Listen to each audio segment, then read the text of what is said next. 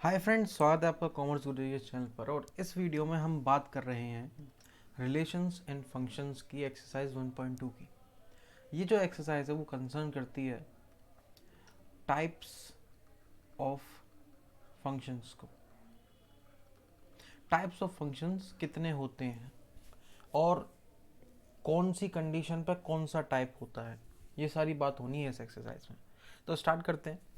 पहला क्वेश्चन आप देखिए। हाँ भाई, आप क्या सोच रहे हो? और कुछ क्या इंट्रो विंट्रो सोच रहे हो? कुछ इंट्रो कुछ नहीं है, सीधे सीधे बात होती है यहाँ। ठीक है। Show that the function F, जो कि आर नोट से या आर स्टार से, जो भी बोलो, आर नोट तक है। इसका मतलब होता है, आर नोट का मतलब यहाँ पे है, यहीं दे रखा, हाईलाइट कर दे रहा हूँ, is the set of all non zero real numbers. Real numbers के सेट में अगर आप जीरो हटा दें, इसका मतलब क्या है, रियल नंबर्स के सेट में अगर आप ज़ीरो हटा देते हैं तो ये आर नॉट है, मतलब इसमें ज़ीरो इंक्लूड नहीं है। जो फंक्शन है वो कुछ इस तरीके का है, 1/x। कुछ अगर आपको याद है, ताज़ा करनी हो, तो इसे आप रेक्टेंगुलर हाइपरबोला कहते हैं। रेक्टेंगुलर हाइपरबोला कहते हैं आप इसे, नाम लिखने में क्या जा रहा है। और आपको एक चीज़ और समझनी पड़ेगी यार, कि अगर आपको किसी फंक्शन के बारे में जानकारी लेनी है तो उसको एनालाइज करने का बेस्ट वे होता है ग्राफ्स। अगर आपने मैथ्स में ग्राफ्स को समझ लिया तो आप मैथ्स के किंग हो गए। क्योंकि भाई देखो, जो डेटा है उससे ज़्यादा कुछ आदमियों को सेंस नहीं बनता। देखो, कोरोना वायरस के केसेस, जैसे कोरोना वायरस के केसेस बढ़ रहे हैं, तो वो आप देखोगे कि पहले दिन इतने केस, दूसरे दिन इतने केस, वो दूसरे दिन इतने केस। ये सी लगेगा या आपको सीधे एक ग्राफ में बता दिया जाए कि इतने ऐसे ऐसे ऐसे बढ़ रहा है। ये वाला ज़्यादा प्रिफर्ड होगा ना, क्योंकि यहाँ पे चीज़ें अच्छे से हमें विजुअलाइज होते हुए दिख रही। तो ग्राफ्स का एक इम्पॉर्टेंट सिग्निफिकेंस होता है। इनफैक्ट कैलकुलस में तो बात ही ग्राफ्स की है। अगर आपको ग्राफ्स अच्छे से एनालाइज करना आ गया, मतलब आप कैलकुलस के बादशाह हो गए।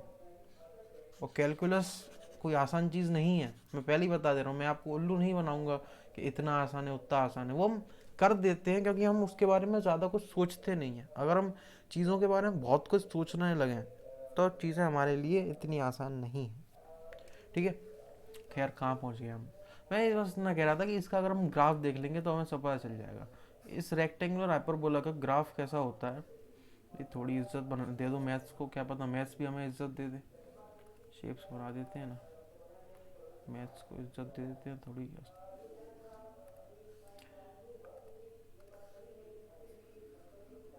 यहाँ पे बनाते हैं, हम बनाते हैं, उल्लू नहीं बना रहे आपको, पर शेप बना रहे हैं। रेक्टेंगुलर हाइपरबोला, जब इसकी वैल्यू x की वैल्यू बहुत हाई होगी तो ये पूरा फंक्शन ज़ीरो को अप्रोच करेगा, मतलब यहाँ कुछ। जब इस x की वैल्यू बहुत कम होगी, ज़ीरो के पास होगी और पॉजिटिव होगी, तो एफ एक्स इन्फिनिटी को अप्रोच करेगा। तो इस तरफ कुछ ऐसा सीन होने वाला है। सिमिलर सीन है यहाँ पर होगा, पर यहाँ पे थोड़ा नेगेटिव साइड में हो जाएगा। अरे उल्टा कहाँ ले गया मैं, ऐसे। क्या करें यार, हाथों की ड्राइंग इतनी बेकार है। ऐसा कुछ होगा, मान लो यार, ठीक है, आपको पता है असली शेप नहीं बता रहा मैं। तो अगर हमें एनालाइज करना है ग्राफ में वन वन है कि नहीं फंक्शन ये, तो हम क्या करते हैं, हॉरिजॉन्टल लाइन खींच देते हैं। अब ये जो हॉरिजॉन्टल लाइन है वो एक ही पॉइंट पर कट कर रही है। इसका मतलब एक एक्स की वैल्यू के लिए एक ही वाई की वैल्यू एग्जिस्ट करती है। इसका मतलब ये वन वन फंक्शन है। ठीक है। दूसरी चीज़ अब देखते हैं, ऑन टू। ऑन टू का मतलब दोस्तों ये होता है कि जो डोमेन है, जो कोडोमेन है इनफैक्ट, वही रेंज होनी चाहिए for the function to be onto. Codomain क्या है इसकी? सारा रियल नंबर्स, मतलब आर नॉट पूरा माइनस ज़ीरो, मतलब real number minus zero R not. इसकी रेंज क्या है? ग्राफ से आपको सीधी सीधी दिख रही है, सारे रियल नंबर्स एक्सेप्ट ज़ीरो, सारे रियल नंबर और ज़ीरो छोड़ के उसमें से। तो क्योंकि कोडोमेन और रेंज बराबर हो रही है, तो ये वन वन फंक्शन भी है और ऑन टू भी है। ठीक है, डन। उल्टा ऐसे बनाता हूँ because I am a left handed person, मैं लेफ्ट हैंड से लिखता हूँ एक्चुअली, तो ठीक है, don't mind that. check the injectivity and surjectivity of the following functions. Injectivity is another name for one function. one function को ही injective function कहते हैं. ये मैं क्या बता रहा हूँ पता नहीं, ये बताने की वैसे चीज़ है नहीं. और जो सर्जेक्टिव है वो ऑन टू होता है. ठीक है, सर्च कर इसको जरा पहले एनालाइज करते हैं ढंग से. ग्राफ बनाया आपने एक्स स्क्वायर का. मैं ग्राफ से चीज़ें इसलिए कर रहा हूँ क्योंकि ग्राफ से आपको अच्छे से समझ में आता है, एनालाइज करने में आसानी होती. एक्स स्क्वायर का ग्राफ आपको पता है ऐसी, अरे यार क्या बना रहा हूँ, ऐसा पैराबोला की टाइप का होता है. अब इसको अगर आप इतने में एनालाइज करें, इतने में क्यों एनालाइज कर रहा हूँ क्योंकि यहाँ ये चीज़ इंपॉर्टेंट होती है कि नेचुरल नंबर से नेचुरल नंबर, मतलब ये भी नेचुरल नंबर होने चाहिए और ये भी नेचुरल नंबर ही होने चाहिए. अगर आप यहाँ डाल रहे हैं 1 तो आपको यहाँ 1 मिलेगा. अगर आप यहाँ डाल रहे हैं 2 तो आपको यहाँ 4 मिलेगा. मतलब जहाँ भी कट करेगा ऊपर की तरफ वहाँ आपको 4 मिलेगा. अच्छा, यहाँ पर आपको 2 मिलेगा क्या? बिल्कुल मिलेगा, पर वो किसी नेचुरल नंबर की वैल्यू पर नहीं मिलेगा.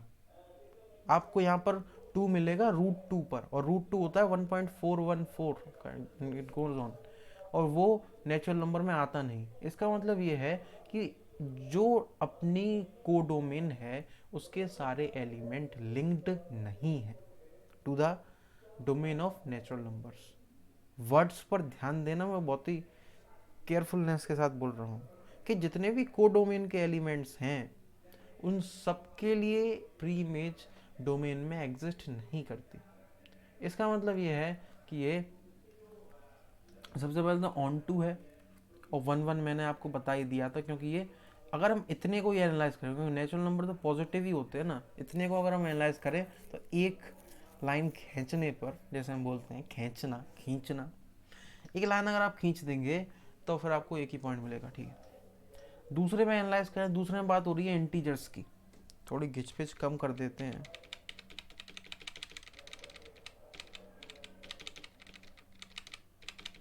और घिचपिच कम करते हैं थोड़ी है, और होगी नहीं. Z लिखा आ गया. ठीक है, सुनिए. अब यहाँ पे हम बात कर रहे हैं इंटीजर्स की, और इंटीजर्स नेगेटिव पॉजिटिव दोनों होते हैं. तो ये 1 तो नहीं रहा, अब ये मैनी 1 हो गया. क्यों हो गया? क्योंकि अगर आप एक पूरी लाइन को देखें तो 2 पॉइंट्स आपको दिख जाएंगे, तो ये मैनी 1 हो गया. अच्छा, क्या इसकी डोमेन है? मतलब इसकी डोमेन क्या है? इसकी डोमेन है इंटीजर्स, मतलब Z से डिनोट कर देते हैं. चलो, इसकी रेंज क्या है? इसकी रेंज है पॉजिटिव इंटीजर्स, और वो भी बहुत ही स्पेसिफिक. पूरे इंटीजर्स नहीं होंगे. मतलब जैसे मान लो इंटीजर तो 2 भी है. अब जब इंटीजर 2 है तो क्या 2 आप ला पाएंगे किसी भी इंटीजर से? किसी इंटीजर के स्क्वायर से नहीं ला पाएंगे. इसीलिए ये ऑन टू भी है, मतलब ऑन टू नहीं है, ऑन टू नहीं है. इनफैक्ट जो एक्स स्क्वायर फंक्शन है उसे आप किसी भी उसमें ले लीजिए, वो ये ऑन टू नहीं होगा.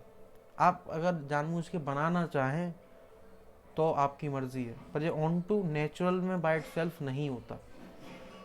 तीसरा आप देखें, इसमें भी सेम चीज़, 1 to 1 नहीं है, ऑन टू भी नहीं है, ना 1 ना ऑन टू. तो ठीक है, अब आपको ये मैं एक राज की बात बताता हूँ, किसी को बताना मत. किसी भी फंक्शन को आप ऑन टू फंक्शन बना सकते हैं.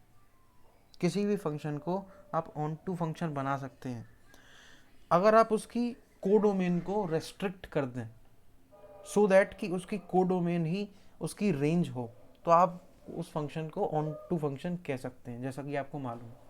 ठीक है, पर ये किसी को बताना मत. बता भी दोगे तो क्या है यार, वीडियो ही तो बना रहा हूँ. आप दूसरे फंक्शन को एनालाइज करते हैं.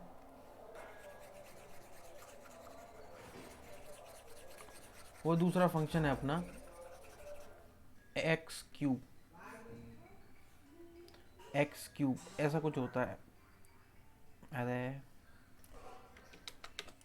ऐसा कुछ ऐसा कुछ होता है, ज़्यादा क्लियर तो बना नहीं. अब इस फंक्शन को आप देखेंगे तो आपको सीधे सीधे दिख रहा है कि एक पॉइंट पर अगर मैं ऐसे हॉरिजॉन्टल लाइन खींच दूँ तो एक ही पॉइंट टच करा है, इसी वजह से इसे वन वन फंक्शन कहते हैं। सीधे मतलब कुछ सोचना ही नहीं, एक पॉइंट पर टच कर रहा है तो वन वन फंक्शन। अच्छा, अब आप पूछेंगे कि मैंने इसमें इसकी डोमेन और रेंज नहीं देखी, तो ज़रा देख लेते हैं। नेचुरल नंबर इसकी डोमेन है, उसकी को डोमेन भी नेचुरल नंबर्स है। अब अगर आप नेचुरल नंबर्स की बात करें तो क्योंकि हर नेचुरल नंबर आप किसी नेचुरल नंबर का क्यूब करके नहीं ले सकते, दोबारा बोलता हूँ, हर नेचुरल नंबर आप किसी नेचुरल नंबर का क्यूब करके नहीं ले सकते, इस वजह से इसे हम ऑन टू नहीं कह पाएंगे। ये रहेगा तो इनटू ही, इनटू फंक्शन रहेगा, सब्जेक्टिव नहीं बोल पाएंगे इसे। तो ये वन वन है और इनटू है। अच्छा, जेड से जेड की बात करो, इसकी भी कुछ सेम ही बात है। अब आप पूरी उसमें बात कर रहे हैं, बस इंटीजर्स को ले रहे हैं, इसमें भी सेम आंसर आएगा, वन वन और इनटू। इनटू तो है ही ये। अच्छा, इनटू क्यों है, एक एग्जांपल लेते हैं। जैसे मैं बोलूँ टू, क्या आपके पास टू, एक पहले तो आप एग्री करते हैं कि ये एक इंटीजर है। अगर ये एक इंटीजर है तो क्या मैं किसी से इंटीजर से मिला सकता हूँ? मतलब ऐसा कोई इंटीजर एग्जिस्ट करता है जिसको क्यूब करके मेरे पास टू आ जाए? The answer is no my friends. ऐसा कोई इंटीजर एग्जिस्ट ही नहीं करता। Cube root of two is non integral, it is irrational number. Integer तो छोड़ो, वो तो रेशनल भी नहीं है। तो इसलिए हम ये इनटू में काउंट करते हैं। ठीक है, क्वेश्चन नंबर 3 देखो। ग्रेटेस्ट इंटीजर फंक्शन की बात हो रही है। सब अपने आप को ग्रेटेस्ट समझ के बैठे हैं, तो फंक्शन भी अपने आप को ग्रेटेस्ट ही समझ के बैठा है। Greatest integer function, greatest integer function होता है F of X equal to box of X. ऐसे बॉक्स बना देते हैं। इसका मतलब होता है greatest integer, greatest integer less than equal to और इक्वल टू एक्स। समझ रहे हैं? मतलब अगर मेरे पास 21.3 लिखा है और उसमें मैं बॉक्स लगा दूँ, इसका मतलब है कि ऐसी वैल्यू बताओ जो कि इससे या तो छोटी हो या इसके बराबर हो, पर इंटीजर वो सबसे बड़ा होना चाहिए। तो ठीक है, इसके छोटा या इसके बराबर सबसे बड़ा इंटीजर होगा 21। अगर मेरे पास क्या 21.5 21.26 होता मेरे पास, मान लीजिए, इसका आंसर भी 21 ही आता, क्योंकि इससे पिछला बस एक इंटीजर लेना है, वो 21 आएगा। अगर मेरे पास 21.27 होता तब भी मेरे पास आंसर 21 आता। इसका मतलब ये है कि multiple values of domain connect to the same value of codomain. इसका मतलब ये है कि ये एक ऑन टू फंक्शन नहीं है।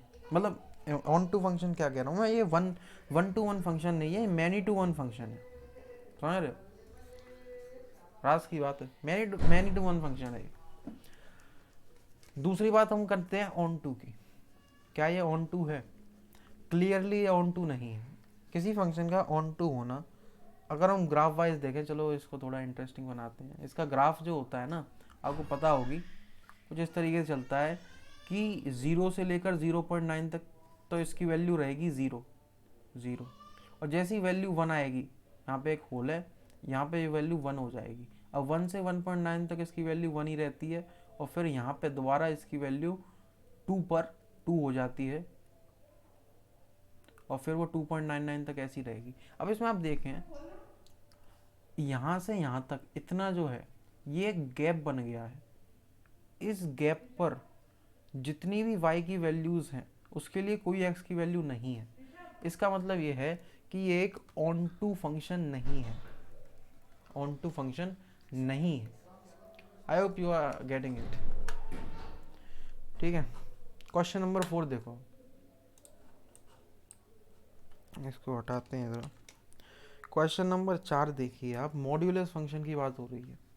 मॉड्यूलस फंक्शन तो पता नहीं कहाँ कहाँ से, मतलब कहाँ से क्यों कह रहा हूँ, मतलब बहुत जगह आता है।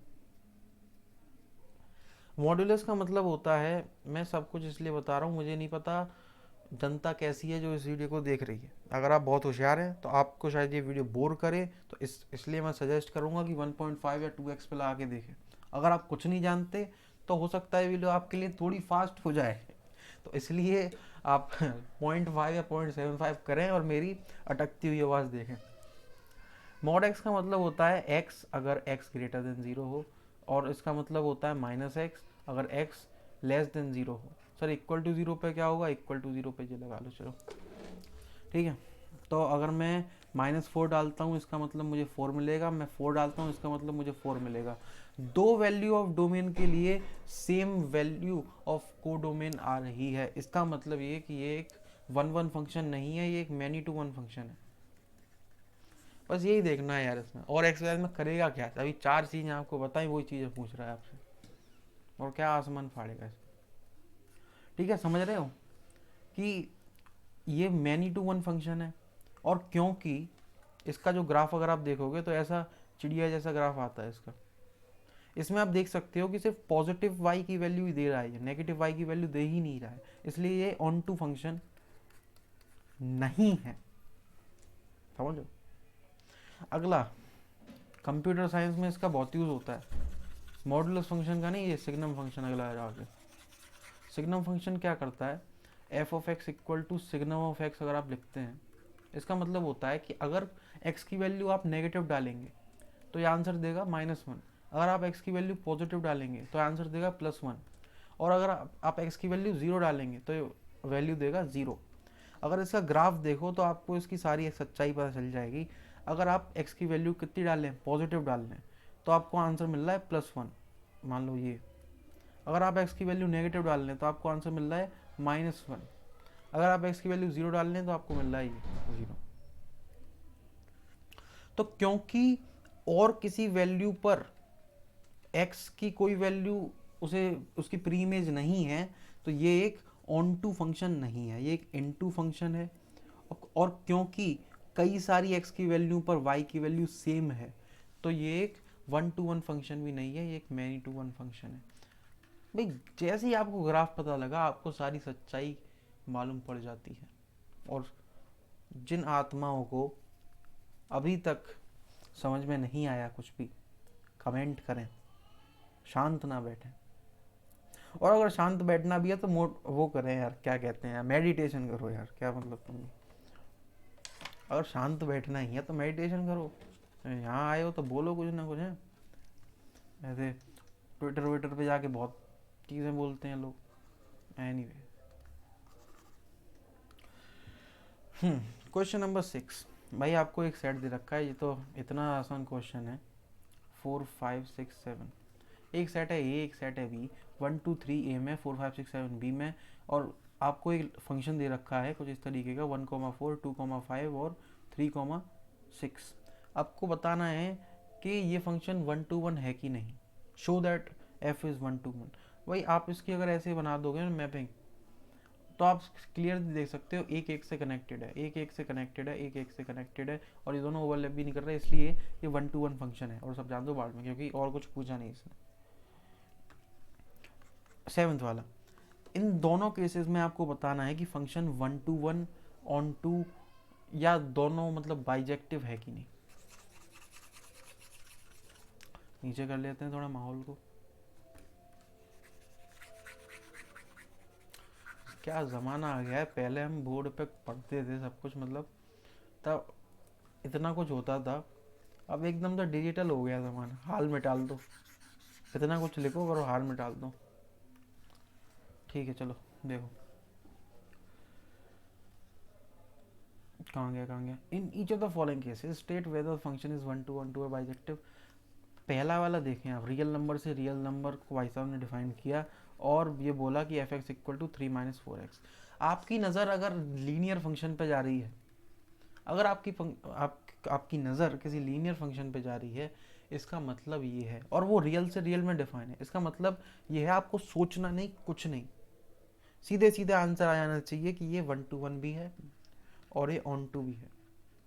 सोचो भाई, लीनियर फंक्शन है तो क्या होगा, मतलब मैं नहीं कह रहा एग्जैक्टली कुछ भी, एग्जैक्टली कैसे भी दिखता हो ये, मैं बस इतना कह रहा हूँ कि एक लाइन ही तो है जो कि इन्फिनिटी, माइनस इन्फिनिटी से कहीं ना कहीं शुरू हुई थी और इन्फिनिटी तक जाएगी, तो भाई सारी उसको कवर कर रही है, इसका मतलब ये ऑन टू है। और अगर मैं एक बार हॉरिजॉन्टल लाइन खींच दूँ तो एक ही पॉइंट पर टच करता है, इसका मतलब 1 to 1 भी है। समझो बात को, कुछ चीज़ जनरलाइज करो। ओके, आपको दूसरा वाला देख लीजिए। दूसरा वाला आपके पास एक क्वाड्रेटिक फंक्शन है, मतलब थोड़ा सा उसकी फेस चेंज कर दिया और सब तो सेम है, ऐसा है क्वाड्रेटिक फंक्शन। तो इसमें आप देख सकते हैं इतने में ही सिमटा हुआ है। अगर जहाँ पे आपको ग्राफ्स सिमटे सिमटे से देख रहे हो, उसका मतलब ये होता है कि फंक्शन ऑन टू नहीं है। जनरली ऐसा ट्रू होता है, हर केस में ऐसा नहीं है ट्रू हो, पर जनरली ऐसा ट्रू होता है। अगर ग्राफ आपको सिमटे सिमटे दिख रहे हैं, इसका मतलब फंक्शन ऑन टू नहीं है। ओके, तो ये ऑन टू नहीं है, सिमटा सिमटा है, ऑन टू तो है नहीं, इन टू है मतलब। और एक बार लाइन खींच दूँ तो 2 पॉइंट्स टच कर रहे हैं, इसका मतलब ये 1 1 भी नहीं है, मैनी 1 है।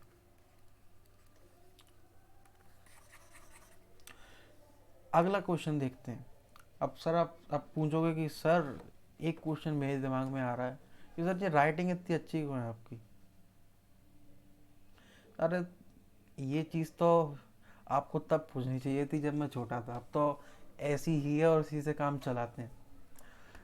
भाई उस क्वेश्चन पे भी आप मत ध्यान दीजिए, ये क्वेश्चन सही है, इस क्वेश्चन पे आप ध्यान दीजिए कि एक सेट है, कार्टेशियन प्रोडक्ट आपने पढ़ रखे हैं उनका, और उनको हमने रिवर्स में डिफाइन करके एक और सेट बनाया जिससे हमने लिंक कर दिया। Let me just represent what I से। मान लो एक सेट है, अरे यार, ए जो कि है 1, 2, ठीक है, और एक सेट है मेरे पास बी जो कि है A, B। A cross B क्या होगा अपना, धीरे धीरे आराम से चल रहे हैं, कोई दिक्कत नहीं है। 1, A, 1, B, 2, A, 2, B, ठीक है। अगर मैं बी क्रॉस ए को डिफाइन करना चाहूँ तो वो क्या होगा, बी क्रॉस ए आपके पास होगा A, 1, A, 2, क्या लिख रहा हूँ, A, 2, B, 1, B, 2। अगर मैं एक फंक्शन डिफाइन कर दूं जो कि इससे इसको देता है, मतलब आप इसे चुनेंगे और इसके साथ एक की शादी हो रखी है, वो आंसर में निकल कर आ जाएगा। और वो कुछ इस तरीके से निकल कर आएगा कि f(a, b) इक्वल टू, मतलब गिव्स b, a। मतलब अगर मैं 1, A डालूंगा तो मुझे A, 1 मिलेगा, अगर मैं 1, B डालूंगा तो मुझे B, 1 मिलेगा, अगर मैं 2, A तो A, 2 मिलेगा, मतलब रिवर्स हो जाएगा। 2, B डालूंगा तो B, 2 मिलेगा। अब एक बात बताओ, इस एग्जाम्पल से ही आप देखो, क्या ये 1 to 1 है? बिल्कुल है, ओवरलैपिंग नहीं हो रही। क्या ये ऑन टू है? बिल्कुल ऑन टू है, क्योंकि देखो इसकी कोडोमेन और रेंज एक ही, तो ये ऑन टू भी है। अब इसी एग्जाम्पल को सोचकर आप कोई एक जनरलाइज्ड फंक्शन ले लो जिसका आप, जो ये है ऐसा कुछ है और ऐसे ये कंडीशन सेटिस्फाई करता है, उसमें भी सेम चीज़ ट्रू होगी, ठीक है। और मेरे को डिस्कस करने का इसका मीन लगता नहीं है। जैसे इसको आप कैसे लिख सकते हैं, फॉर प्रूविंग 1 to 1 कि हमने ले लिया f(a1, B1) equal to f(a2, B2)। इसका मतलब यह है कि आपने दो वैल्यूज़ ले ली हैं ऑफ द इनिशियल सेट जो कि आपकी डोमेन है, जिसके लिए आपका फंक्शन की वैल्यू सेम है। मतलब आप यूँ कह रहे हैं कि मैंने मान लिया कि ऐसा कुछ ट्रू है, अगर ऐसा कुछ ट्रू है तो इसका मतलब ये दोनों सेम है। समझ रहे हो? तो यही हमें प्रूव करना है। तो f(a1, B1) क्या होगा, B1, A1, क्योंकि ये इसमें बताया है। f(a, B) क्या है, B, A। रिवर्स कर देना है बस। f(a2, B2) क्या होगा, B2, A2। इससे आपके पास निकल कर आता है कि B1 equal to B2, A1 equal to A2, which we are expecting, क्योंकि हम पहले से ही हमें पता है, जनरल कंसेंसस है कि ये 1 1 और 1 2 फंक्शन है, ठीक है। आई होप समझ में आया होगा ये वाला। यहाँ मैं डिटेल्ड सॉल्यूशन नहीं कर रहा, लिख लिख के नहीं दिखा रहा, मैं आपको डिटेल्ड एक्सप्लेनेशन दे रहा हूँ कि चीज़ें कैसी हैं, या एक तरीके का डिस्कशन कर रहा हूँ। जैसे मान लो आप किसी टीचर के साथ जो डिस्कशन नहीं कर पाते, वो डिस्कशन आपको यहाँ मिल रहा है। थोड़ा फॉर्मल हम थोड़ा कम हो रहे हैं, तो यही है। 9 वाला देखो भाई, ये अलग कतई जैरो रखा। इसमें इसने क्या बता दिया कि भाई मैंने एक फंक्शन डिफाइन कर दिया, ऐसे फंक्शनों को बोलते हैं हम पीस वाइज फंक्शन। एक पीस कुछ और फॉलो कर रहा है, एक पीस कुछ और फॉलो कर रहा है। ये कह रहा है कि अगर कोई इंसान अच्छा हुआ तो उसके साथ तो मैं अच्छा व्यवहार करूंगा, मतलब n+1/2 लगा दूंगा। अगर कोई इंसान बुरा हुआ तो उसके साथ मैं बुरा व्यवहार करूंगा। अपनी तरह ही है, अपना भाई बंधु ही है। तो एक मैं एग्जांपल लेना चाहूँगा जिसमें इसकी धज्जियाँ उड़ाता हूँ मैं। अगर आप इसमें डालते हैं n=13 तो आपको आंसर मिलेगा, आंसर क्या मिलेगा 7। अगर आप इसमें n डालते हैं 14 तो आपको आंसर मिलेगा 7। इसका मतलब ये क्या है, ये मैनी वन फंक्शन है। Many values of domain give same value in the को डोमेन। तो ये मैनी वन फंक्शन है। क्या ये ऑन टू है? ऑन टू नहीं है, क्योंकि आपको हर वैल्यू शायद नहीं मिल पाए। ठीक है, वो चीज़ आप एनालाइज कर सकते हैं, बट मैं बेहतर आपको ये सजेस्ट करूँगा कि आप यही चीज़ लिखकर सीधे बोल दें कि ये बाइजेक्टिव नहीं है। क्यों? क्योंकि भाई एक चीज़ तो आप देखो ना, बाइजेक्टिव होने के लिए 2 कंडीशन होनी चाहिए। एक भी कंडीशन हमने डिस्प्रूव कर दी, दूसरी को देखने की ज़रूरत ही नहीं है। यही पूरी नहीं है तो मतलब जैसे समझ रहे हो ना, जैसे आप भाई आप 10th क्लास में टॉप करना चाहते हो, तो उसकी रिक्वायरमेंट क्या है कि आप 9th क्लास में पास हो जाओ। तो 9th क्लास में पास ही नहीं हो तो मेरे को 10th की बात सुननी नहीं है ना। ठीक है, ऐसा कुछ। ठीक है, 10th वाला देखिए आप, 10th वाला भी सही है।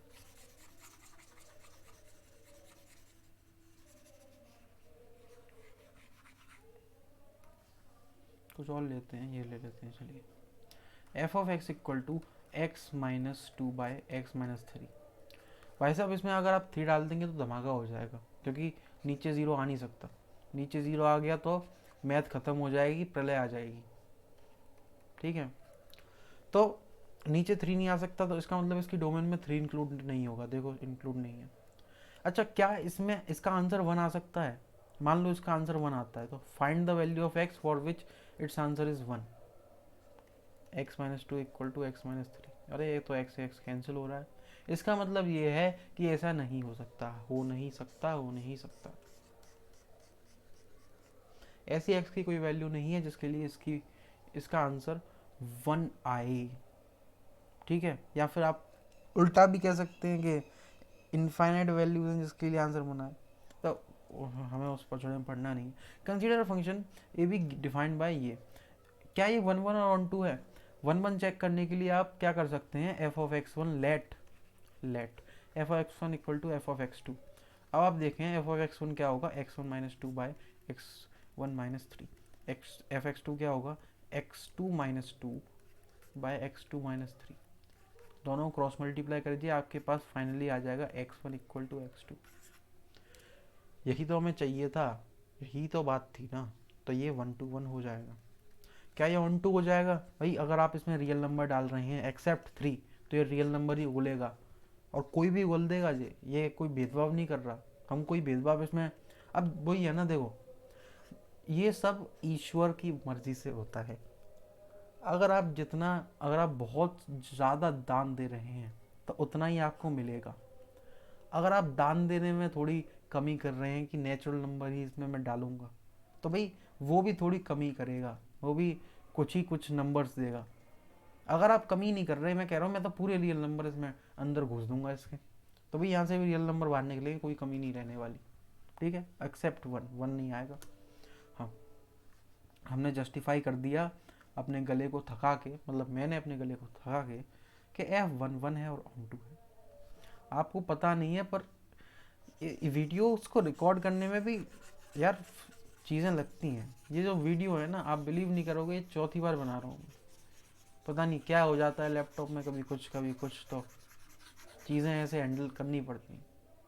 तो प्लीज़ नमूनों चीज़ों को समझो। जो कुछ ज़्यादा ही नमूने हैं वो कमेंट्स करें कि क्या चीज़ नहीं समझ में आई, जिससे कि मुझ जैसे नमूने को भी चीज़ें समझ में आए ये आपको क्या समझ में नहीं आ रहा? अब देखो एक और फंक्शन है एफ, रियल टू रियल है, असली से असली। ये मैथ्स और ज़िंदगी में फ़र्क है। मैथ्स में रियल का मतलब अलग है। रियल टू रियल भी डिफाइंड है F of X equal to X to the power 4। आप एक बात समझो, एक कंसेप्ट समझो, जनरल कंसेप्ट बता रहा हूँ। कोई भी फंक्शन अगर इवन हो, इवन का मतलब क्या है, मतलब उसकी डिग्री इवन है, तो उसका ग्राफ पैराबोलिक लाइक बनता है। पैराबोलिक लाइक मतलब पैराबोलिक जैसा, मतलब जैसे पैराबोला होता है ना, ऐसा इसी तरीके का कुछ बनता है। चपटा हो सकता है, मतलब मुंह थोड़ा छोटा हो सकता है, ऐसा हो सकता है, थोड़ा और छोटा मुंह हो जाए, और पैराबोला की तरह दिखता है। अगर मेरे पास डिग्री किसी फंक्शन की ऑड है, तो वो मेरे पास क्यूबिक की तरह दिखता है। क्यूबिक होता है कुछ इस तरीके का, ऐसा कुछ, तो इसी तरीके का कुछ दिखता है, और चपटा होता जाता है, और इसके करीब आता जाता है, ऐसा कुछ होता जाता है, बट दिखता क्यूबिक की तरह ही है। तो ये एक जनरल कंसेप्ट है। ये मैंने आपको क्यों बताया, आप समझें आप चीज़ों को। अगर मेरे पास एक्स टू दी पावर 4 का ग्राफ होता, तो मेरे को एक जनरल आइडिया लग गया कि पैराबोला जैसा दिखता है। अगर मेरे को एक जनरल आइडिया लग गया कि पैराबोला जैसा दिखता है, कुछ भी इसकी एग्जैक्ट शेप हो, पैराबोला जैसा दिखता है बस, तो ये एक लाइन खींचने पर दो पॉइंट को इंटरसेक्ट करेगा। इसका मतलब ये वन वन तो नहीं हो सकता, मैनी वन है, मतलब मैं वन वन नहीं है, ये लिख देता हूँ, वन वन नहीं है। क्या ये ऑन टू है? नहीं, ये तो पसरा नहीं है। एक फंक्शन अगर आराम से पूरे वाई में लेटा हुआ है, पूरी हर वाई की हर वैल्यू पर लेटा हुआ है, तो वो ऑन टू होता है, नहीं तो वो ऑन टू नहीं होता है। तो देखिए लेटा हुआ तो है नहीं, बैठा हुआ है सीधे, मतलब पता नहीं कैसे बैठा हुआ है, तो ऑन टू तो है नहीं, ये ऑन टू नहीं है। Neither one one nor onto, ये आप लगा देंगे। नेक्स्ट आप देखें कि आर से आर, रियल से रियल, असली से असली चीज़ें डिफाइन है, और F x equal to 3x में सोचना भी नहीं है। वन वन ऑन टू, जैसे आप किसी गर्म तवे को एकदम से छू लेते हैं तो एकदम से हाथ भागता है ना, एकदम से रिफ्लेक्स रिस्पॉन्स होता है ना, ऐसे ही अगर आपको कोई भी लीनियर दिख जाए, सो ये आपको ये लिख देना वन वन ऑन टू, कुछ सोचना ही नहीं। अगर हाथ लग जाता है तवे पे, तो आप सोच थोड़ी है कि हटाऊं कि नहीं हटाऊं, ये तो खेल हो जाएगा आपको। तो ठीक है, ये थी एक्सरसाइज 1.2, और आई होप आपको डिस्कशन अच्छा लगा होगा, आपको चीज़ें समझ में आई होंगी। नेक्स्ट हम बात करने वाले हैं कंपोजिशन ऑफ फंक्शंस और इनवर्स फंक्शन की। चिंता मत करो, इस वीडियो में इसकी बात नहीं कर रहे हैं, और अगली वीडियो में उसकी थ्योरी की बात करेंगे। और मैं ये देख रहा हूँ यार कि चीज़ों को समझने के लिए टाइम देना पड़ता है। ऐसा नहीं होता कि आप 30 दिन में सब कुछ कर ले जाओगे। हाँ, मैं एक बात ज़रूर मानूंगा कि 12th का मैथ्स का जो कोर्स है, उस एक साल के कोर्स को आप 6 महीने में भी कर सकते हो। पर जब आपको इनफ टाइम मिलता है, बहुत ज़्यादा टाइम मिलता है चीज़ों को करने का, तो आप एक एक चीज़ पर रुक सकते हो, ठहर जाओ, थोड़ा इन्जॉय करो चीज़ों। मतलब जैसे मैं बता रहा हूँ ना, मुझे फिर उसी चीज़ के बारे में कंसंट्रेट होने की ज़रूरत नहीं है, फिर मैं 4 और चीज़ों पे ध्यान दे सकता हूँ। जैसे अगर मैं बात कर रहा हूँ ट्रिग्नोमेट्री की, तो वैसे तो मैं ट्रिग्नोमेट्री में क्या क्या बात करूँगा, जनरल फार्मूलाज क्या हैं, क्वेश्चन सॉल्व कैसे करते हैं, इक्वेशन, ट्रिग्नोमेट्रिक इक्वेशन, उसके क्वेश्चन। पर अगर मेरे पर टाइम है तो मैं थोड़ी बहुत बात कर सकता हूँ कि साइन थीटा के ओरिजिन क्या हैं, ये कहाँ से आया, ये कहाँ से आया, इसका मतलब क्या होता है, ये रेशियोज कैसे इन्वेंट हुए। तो थोड़ी ऐसी बातें जिससे कि थोड़ा कंटेक्स्ट बने। गाना नहीं गा रहा मैं, बट ऐसे ही। तो बहुत हो गया, आपने वीडियो देख भी ली, लाइक वाइक कर देना यार प्लीज़, क्योंकि वाई नॉट। और उसी के साथ एंड करते हैं, बाय, और पढ़ते रहिए प्लीज़।